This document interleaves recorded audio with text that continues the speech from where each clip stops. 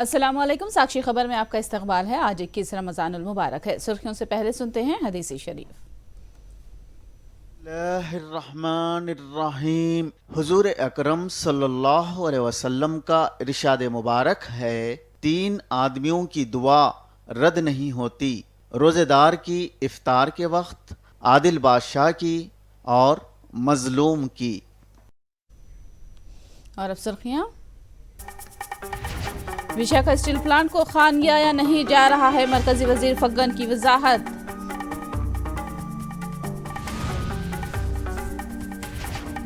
Doctor Ambedkar की पैदाइश तकारीब का इनेकाद, कल 125 फीट बुलंद डॉक्टर अंबेडकर के मुजस्सिमे की केसीआर करेंगे रुनुमाई। कर्नाटक में आज से पर्चे नामजदगी का अमल शुरू, बीजेपी और कांग्रेस में टिकटों को लेकर नाराजगियों का बाजार गर्म।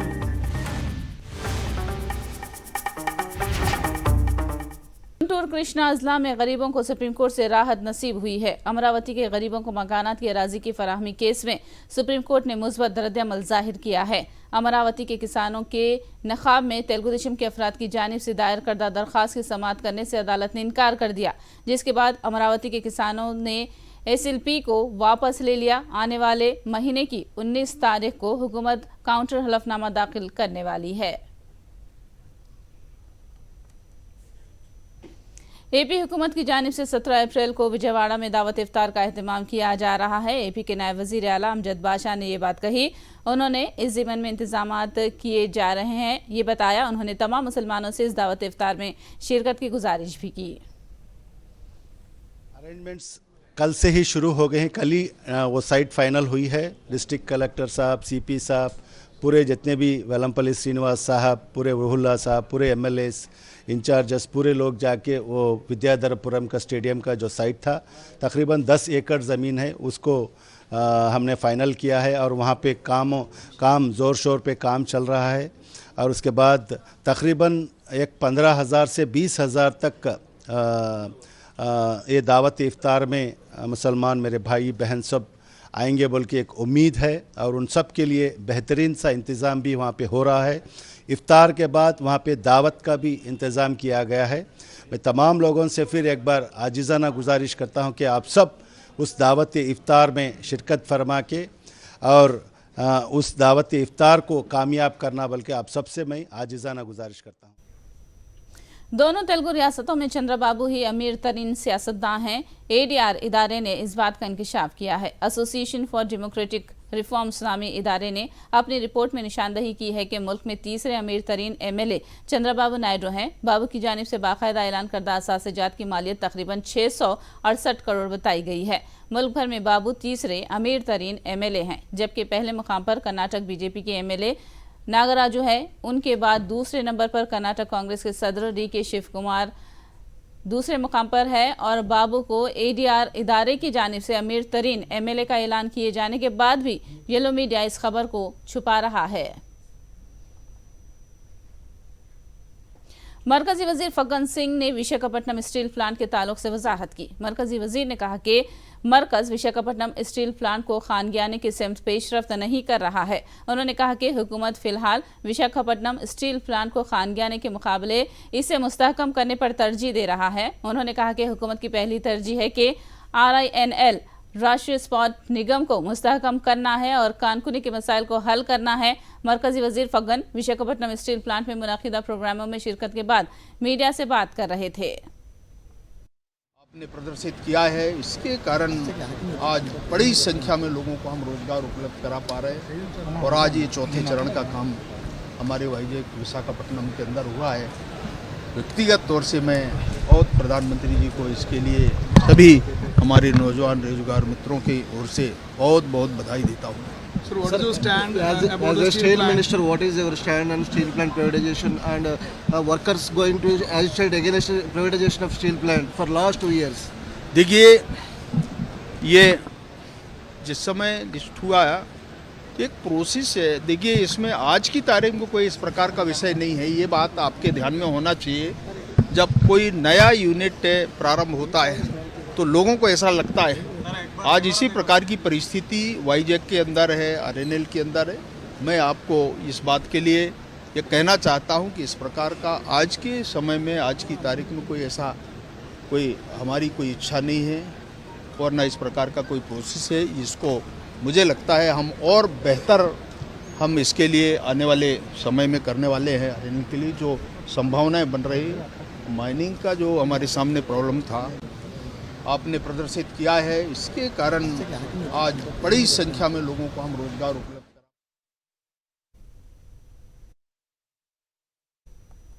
मरकजी वजीर फग्गन सिंह के बयान पर रियासती वजीर केटीआर ने अपना रद्दअमल जाहिर किया है। विशाखा स्टील प्लांट पर उन्होंने रद्दअमल जाहिर किया था, इसीलिए मरकज ने ये ऐलान किया है। उन्होंने दावा किया कि उनके दबाव के सबब ही स्टील फैक्ट्री की निजकारी के मामले में मरकज आर्जी तौर पर पीछे हट गया है।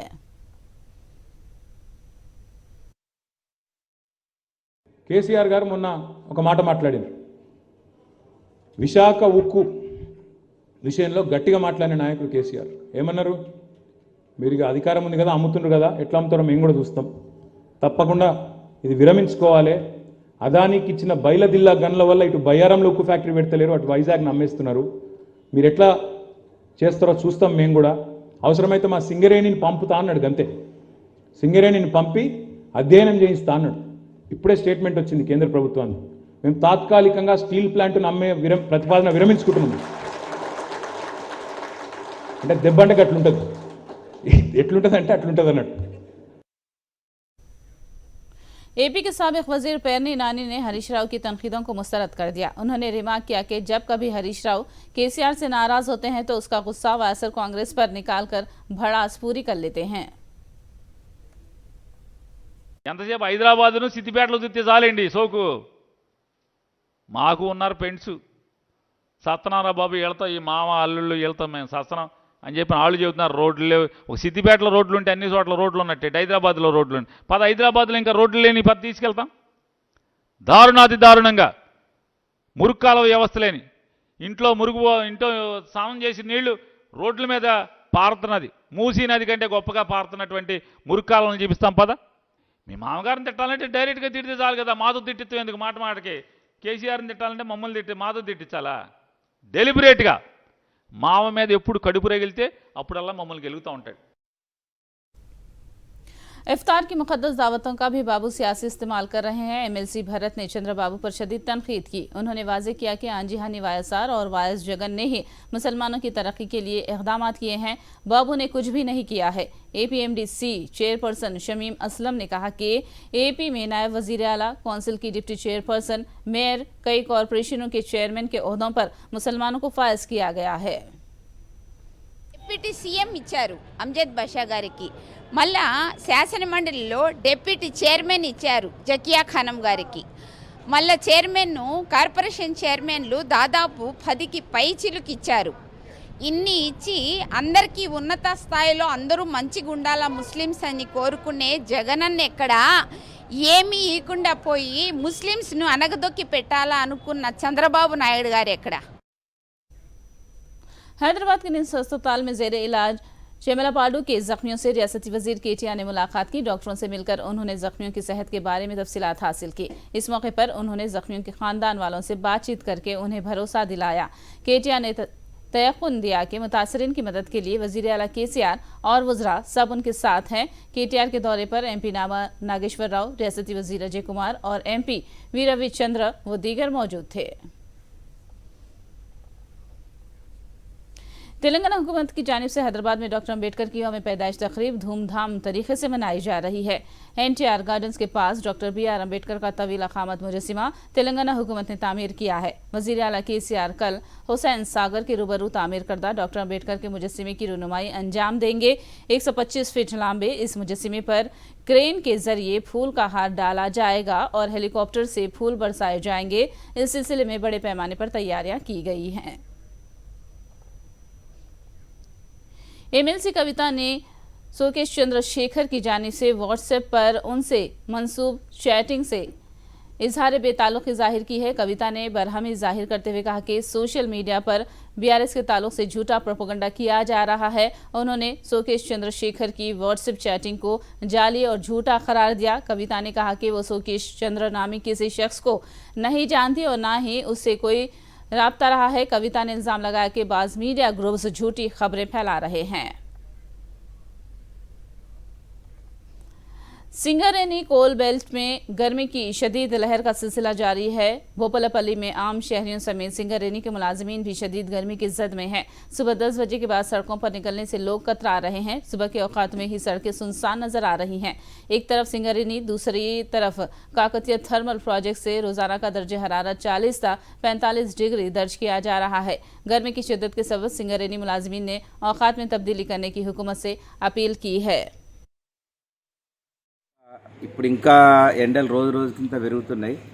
మాకు మార్నింగ్ 10 తర్వాత చాలా వేడి ఉన్నది.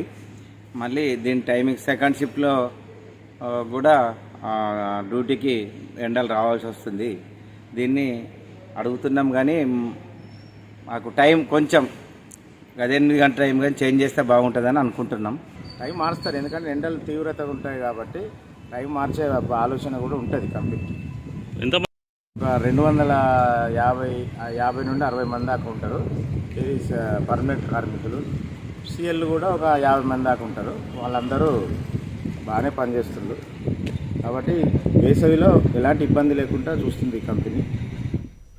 मुल्क में कोरोना वायरस के बढ़ते केसों के पेश नज़र मुख्तलिफ रियासतों में एहतियाती इक़दाम किए जा रहे हैं। नेल्लोर के सरकारी अस्पताल में भी मॉक ड्रिल और ज़रूरी इंतजाम किए जा रहे हैं। नेल्लोर में कोरोना के 4 सरगर्म केसों का पता चला है। चारों मरीजों की सेहत बेहतर बताई गई है। सरकारी अस्पताल में ऑक्सीजन की सप्लाई, बिस्तरों की फराहमी और दूसरे उमूर का जायजा लिया गया। हैदराबाद के सरकारी अस्पतालों में एहतियाती इक़दाम किए जा रहे हैं। हुकूमत की हिदायत के मुताबिक तिब्बी अमला मुतहरिक हो गया है। किंग्स कोठी अस्पताल में कोरोना मायनों की सहूलत मुहैया की गई है। कोरोना के मुश्तबा मरीजों के मायने किए जा रहे हैं। डॉक्टरों ने अवाम से एहतियात बरतने और ज़रूरत के मुताबिक मास्क इस्तेमाल करने का मशवरा दिया है। तेलंगाना के वज़ीर आला केसीआर ने कहा कि आज मुल्क इंतहाई नाजुक सूरत हाल से गुजर रहा है और मुल्क की हिफाजत की जिम्मेदारी हर शहरी पर आयद होती है। वज़ीर आला केसीआर हुकूमत की जानिब से LB स्टेडियम में मुनक़िदा दावत इफ्तार के मौके पर खिताब कर रहे थे। इस दावत इफ्तार में रियासती वज़रा, उलमा व मशाइखीन के अलावा मुख्तलिफ क़ायदीन ने शिरकत की। इस मौके पर नमाज मग़रिब अदा की गई और तनावुल ताम का आम व ख़ास एहतमाम किया गया था।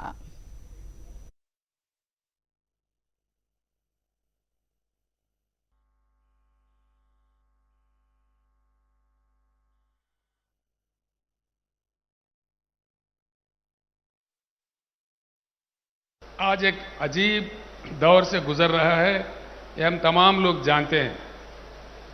मैं बुजुर्गों से, नौजवान भाइयों से, सभी दानिशवरों से मेरा गुजारिश है कि हिंदुस्तान हमारा है, हर हालत में इस देश को बचाना है।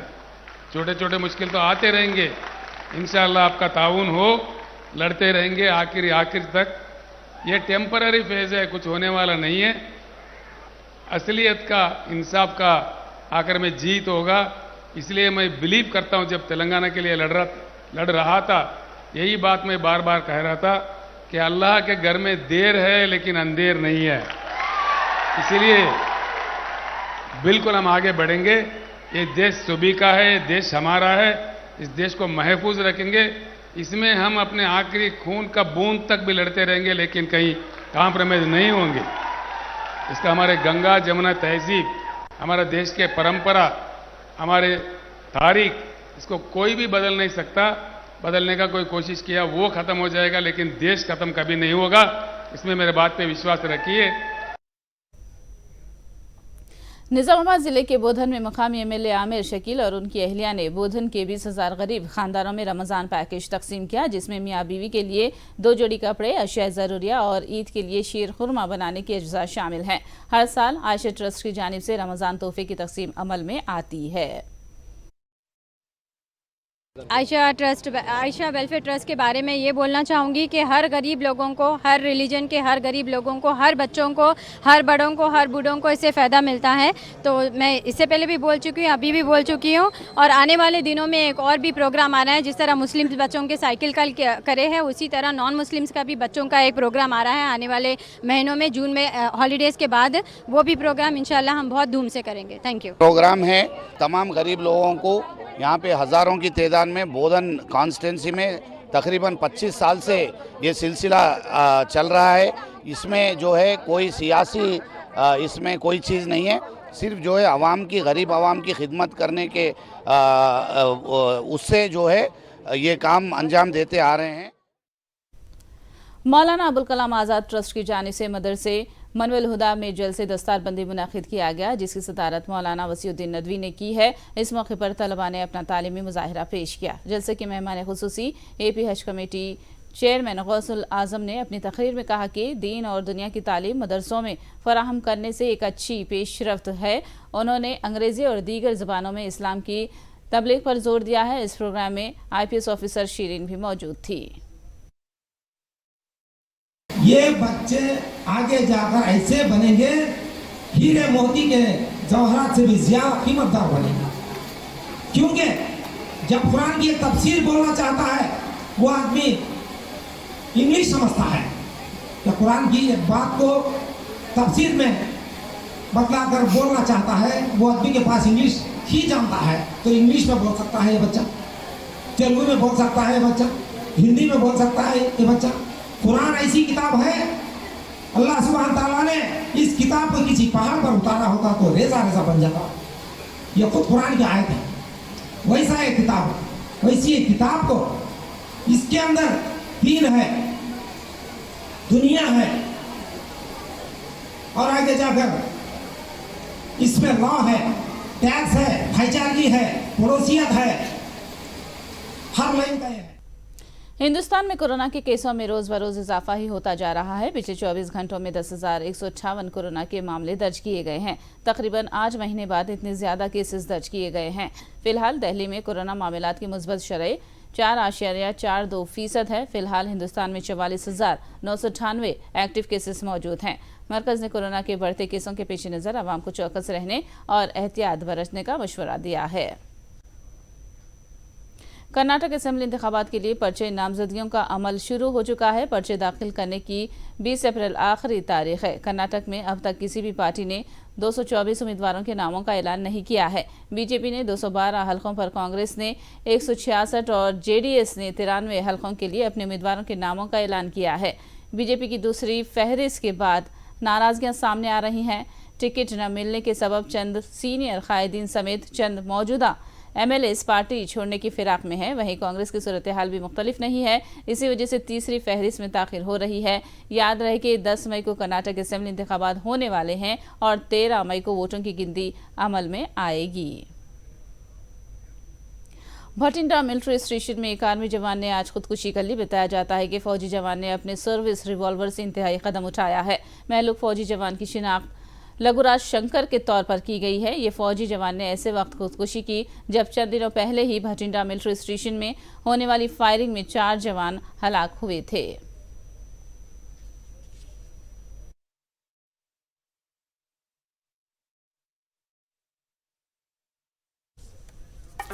विशाखा स्टील प्लांट को खान गया या नहीं जा रहा है, मरकजी वजीर फग्गन की वजाहत।